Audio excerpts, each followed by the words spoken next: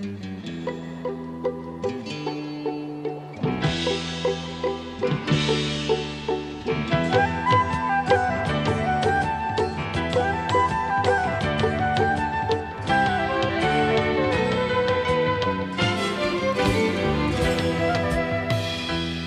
you for joining us. Our show today is about an organization dedicated to the men and women serving in the Israel Defense Forces. It is Friends of the IDF that supports educational, social, cultural, and recreational programs to lighten the burden on IDF soldiers and their families. Our guests are Maya, a young IDF officer, and Major General Amir Eshel, the former commander of the Israel Air Force. Joining us also are Dina Ben-Ari and Evelyn Katz, following these messages. Life Extension magazine brings you new discoveries in health and anti-aging. Our science-based research and supplements are so advanced they're many years ahead of the medical mainstream, with quality control standards that exceed FDA mandates. Life Extension has covered groundbreaking medical research for more than 35 years. For your health and future, you deserve the best. Learn more at lifeextension.com.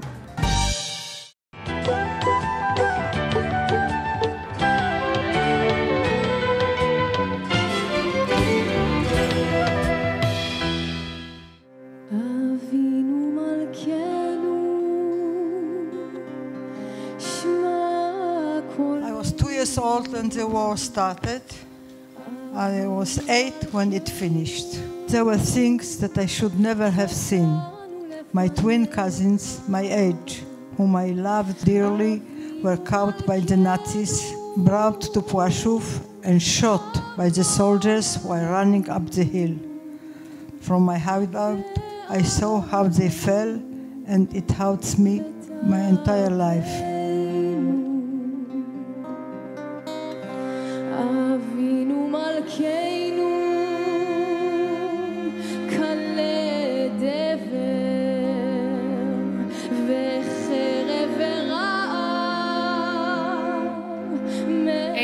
Ago, a terrible war broke out.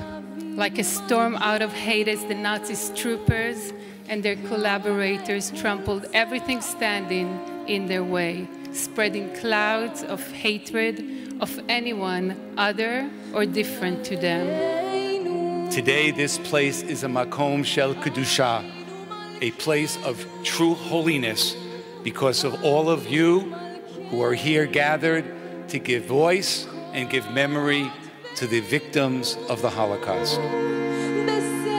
Please, let us all put aside our strangeness.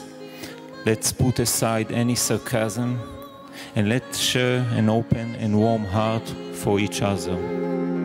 Please welcome, with boundless love, the Holocaust survivors and their family members accompanying them. We have a country. We have a people. We have our armed forces, which the French of the Israel Defense Forces are doing so much for them. And therefore comes my pledge, never again. Thank you. Coming here today, as an officer, it is a feeling of giving hope to the people, and we will keep Israel strong, as always. Our little victory is that we are here stronger, and on uniforms, which just shows our strength as a nation. The Germans reached Tarnów on September 8th, 1939. They're not just going to exterminate us physically, but they are going to break our spirits first. They're going to trample on us. They're going to dehumanize us and humiliate us any possible way that they can. Seeing everything that our ancestors have gone through and seeing what it took to, finally get to Israel, and it's sad and it's, it's very emotional. What cruel evil took hold of a Nazi soldier when he lifted his gun to shoot an innocent child? What monstrous evil possessed him when he put a little child in a bag and beat that bag until it stopped moving? We know that there were orphanages in Tarnov, children who had no one to depend on, children who were helpless, children who had no one. Many of the murders happen here in this forest where 800 children are murdered, are buried. Between 1939 and 1945, 6 million Jews were murdered by the Nazis and their collaborators. Among them, 1.5 million children and teenagers. And we weren't there to save them. We could have been. And now we have an army, and now we have officers that can protect these lives. We have a country where people can come to, and I can't imagine being anywhere else right now. With Holocaust survivor is one of the powerful moments that I had in my life.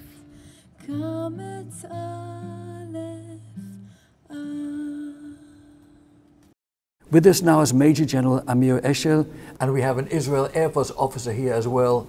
Maya, a real pleasure and honor to have you with us, sir. Thank you, Maya. My daughter's name is Maya. I'm so pleased to be with you here. What can I tell you? We're living in crazy times, and Hezbollah public diplomacy is more important for Israel and Jewish life than ever, with the insanity of rising anti-Semitism in the world.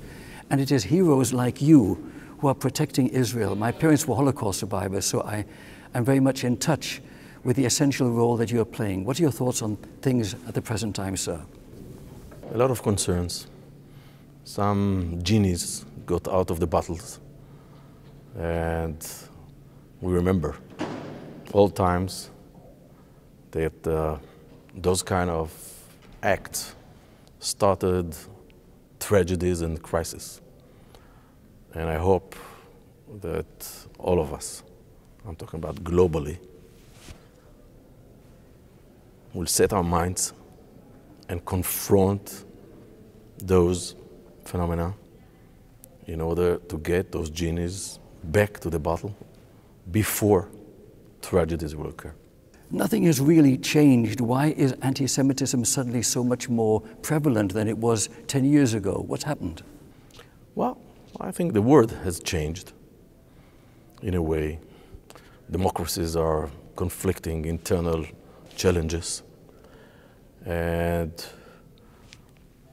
all those activities in the new media let people express their opinions without being accounted for, and that's the kind of lose of many people in many countries, lots of people in many countries, to raise up the level of, I would say violent discussion, violent dialogue all over.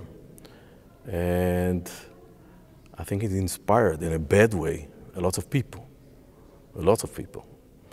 And this is kind of a challenge that we have to confront, and sooner is better, the better, because we know the potential outcomes of those kind of vectors from history, and we are facing them right now.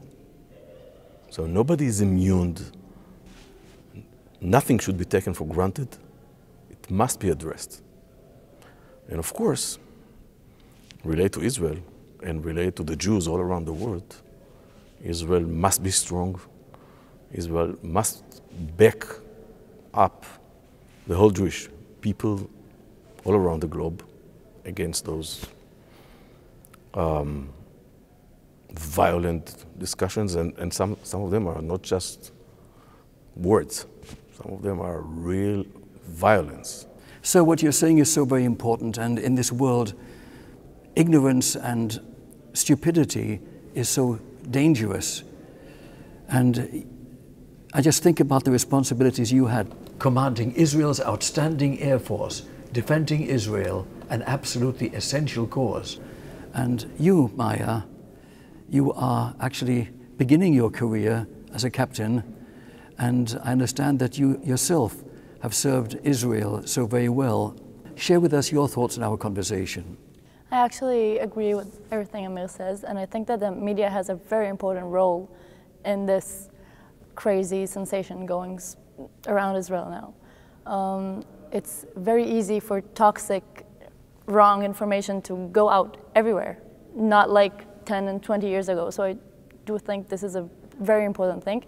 And this is why it's very important for us to talk in the media and show the other side and the truth. Speaking of hypocrisy, why is Israel held to a higher standard? Worse things happen in other parts of the world. The UN and other bodies hardly make any mention of it. Yet Israel is singled out for persecution and prosecution in the media. What are your thoughts on that double standard?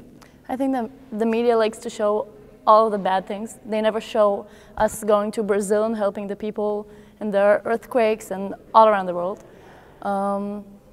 Media has the bad side of us, always, never the good side. You talk about hypocrisy. We demand from ourselves the highest standards all around the globe. It is based on our Jewish moral values. This is our national identity. So we demand from ourselves the highest standards.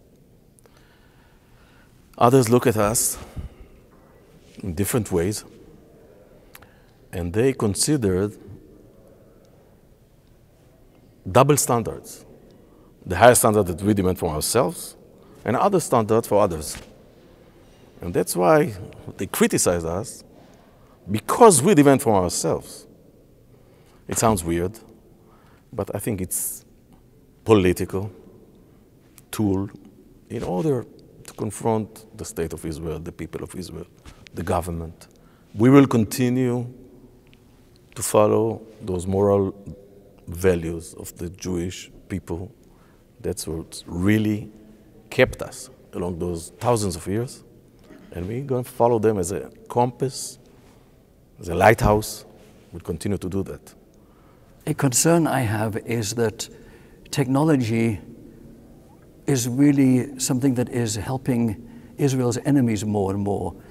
In the past, it was the high skill of the IDF soldier that made a real big difference. But today, any ignorant fool can fire a sophisticated shoulder missile, and this disparity or change in the equation troubles me. Is Israel able to maintain its qualitative military edge over its enemies?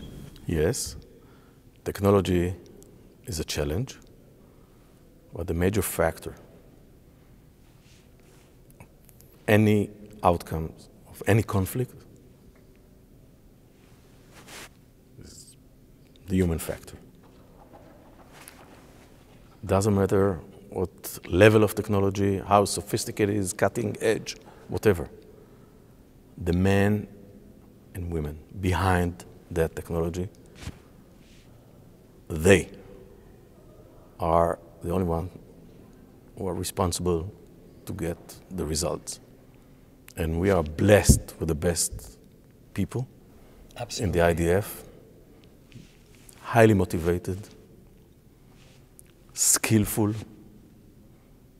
Look, Maya has such a responsibility for what she's doing in the Air Force, which is almost incomparable to any other male or female all around the globe in her age. And she will tell you what she feels about it, and what she's doing related to that. I think is inspiring. Share with us. Being able to have the amount of responsibility that I have at the age of 20 is crazy. I always tell my soldiers that the responsibility that they have at the age of 18 can affect a whole country. And it's an amazing feeling, and I feel responsible for the citizens, and I feel responsible for the soldiers, and I feel every day when I wake up, I feel the responsibility on my shoulders. And I love what I'm doing. And as for your question about the technology, I think that we have an amazing intelligence, and that we are always building ourselves step by step further on, and we always want to be one step before the enemy. And in the Air Force, we feel it the technology keeps on going.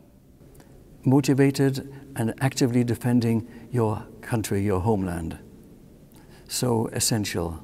It is, the role is quite clear, defending the people and the country.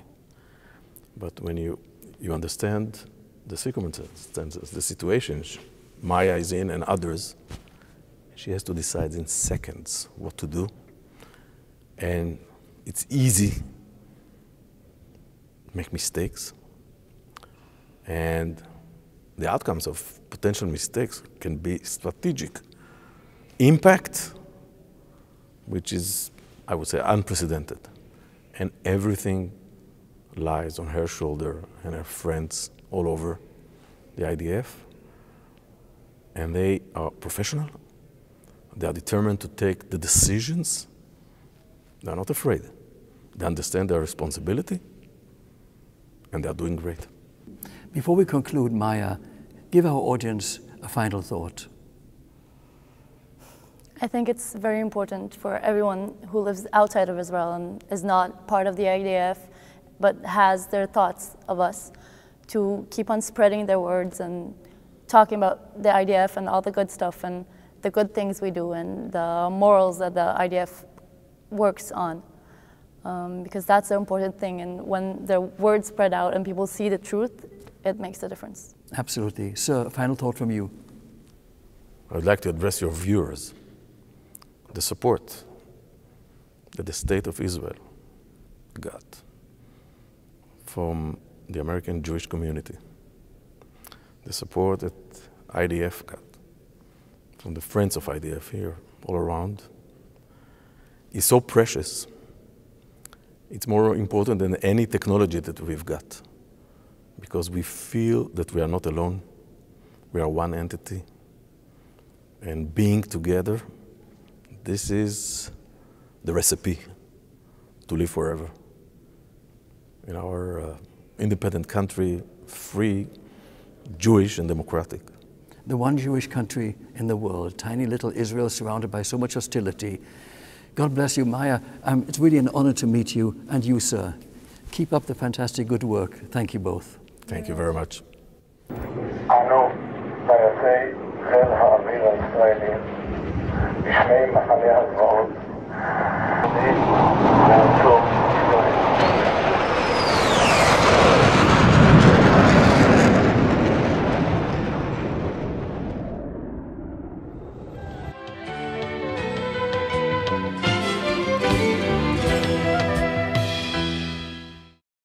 With us now are Evelyn, Katz and Dina Ben-Ari. Such a pleasure to have you with us finally. Thank Dina, you for having us. Same here, of course. Well, I've talked to you so many times over the years, all the amazing things you're doing, both of you, for Israel and the FIDF. And I finally have you on camera, which is great. And here we are in a new year and another wonderful event for FIDF, Friends of the Israel Defense Forces. And share with us your thoughts. Why is this important to you personally? Because we need to show support to the soldiers that give everything 24/7 to defend the state of Israel. They need to know they're not alone. They need to know that the world supports what they do, that the Jews in the world care about them, that we care about their well-being, we care about their lives, and we want to be part of what they do in some manner. Absolutely. Dina, what would you add to that? Well, Israel is my homeland. And as such, you know, I think it's our duty to really support the Israeli soldiers, these boys and girls that really protect the Israeli nation and the Jews all over the world. So I feel privileged, you know, to support and to help support these soldiers. There seems to be such rising anti-Semitism. I was just speaking with Major General Eshel about this, and it shocks me that in this informed, high-tech world, that people can be so ignorant and stupid and hypocritical. What are your thoughts on that? I think the key is education. I think that, you know, if you start from when they're yay little and you go up at elementary school, middle school, and high school, and you teach students about world history, they will not be ignorant. I think part of it is the education is lacking in the schools. The media is taken over the education of the people. Everybody, it's a very strong factor in what gets out there and what doesn't get out there. So not everybody gets the facts, not everybody gets the truth. And that is dangerous. Ignorance is dangerous. Dina, I heard that a significant percentage of millennials in the United States never heard of Auschwitz. Well, I think, first of all, I think it's really a shame, okay, because this is really such a sad part in the Jewish history. And I think that every Jewish person, you know, should learn and should know, you know, what happened during the Holocaust and understand, you know, the importance of having a state of Israel to make sure that the Holocaust will never happen again. Absolutely. That is so unspeakable, that there is so much ignorance and so many people, even in politics in the United States at this time, you'll have uninformed people who are dangerously uninformed and oblivious of the real facts. So education is the key. Absolutely. Absolutely. If people will be educated, okay, to know the history, to know the facts, okay, they will understand, you know, what's going on in the Middle East and in Israel, and will understand the importance of having a state of Israel, democracy, you know, in the Middle East. The one democracy and all the achievements of the state of Israel, what Israel contributes to the world, and Jewish people, I must say, even though it may be politically incorrect to brag, but why not? Why shouldn't we be proud of what Israel brings and Jewish people bring to the world?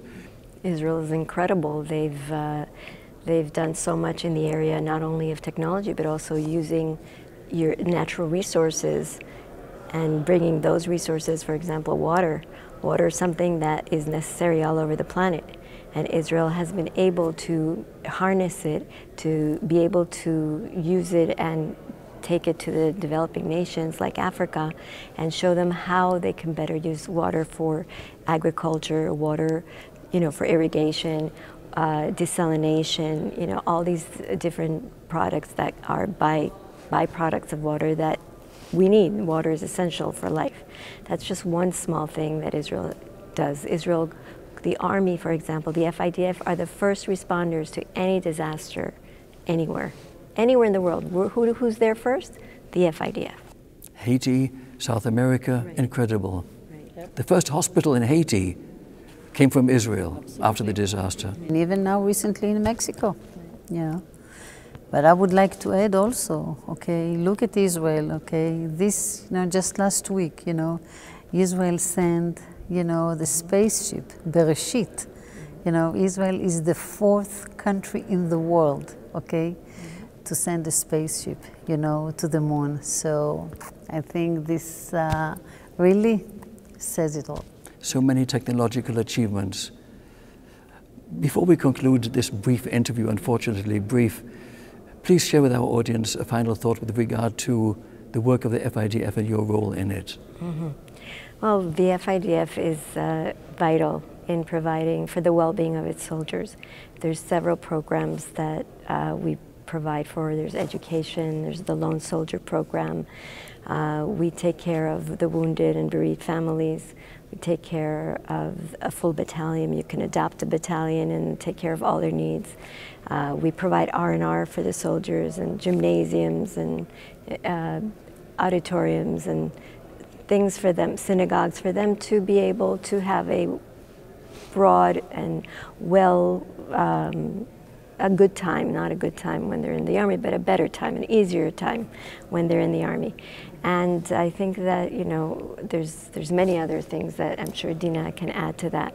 But my role is basically in trying to get the word out about what the Friends of the IDF does so that more people can support it, so that more people also understand that the Israeli army is one of the most moral armies in the world, that they are defending the state of Israel. It's not that they want to be out there fighting. They're defending their right to live in their country. And I'm very proud to be able to do this, and it's a privilege for me to be involved. So very important. Dina, your thoughts?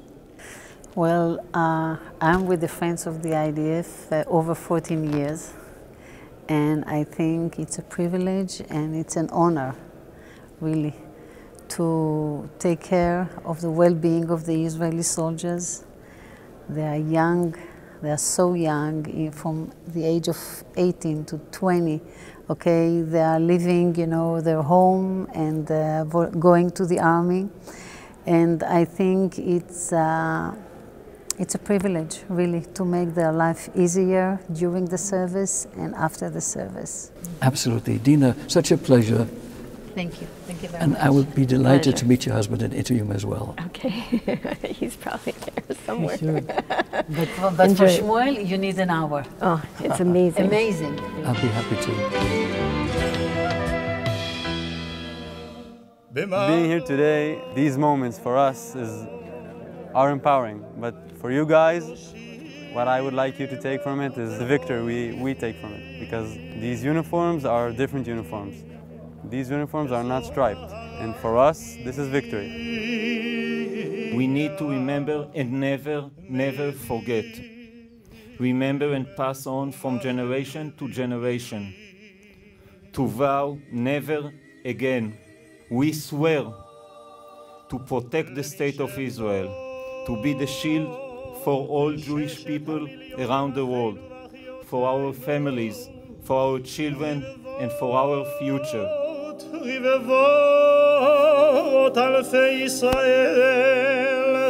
Try to think of what all of these shoes mean.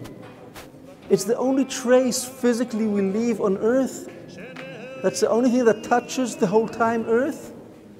These are the shoes in front of us. What we can do is serve the soldiers, is that while they protect the state of Israel and the Jews all around the world, is we can do our part to serve them and to help make their lives better and to give them the morale boost to know that people thousands of miles away are here to support them.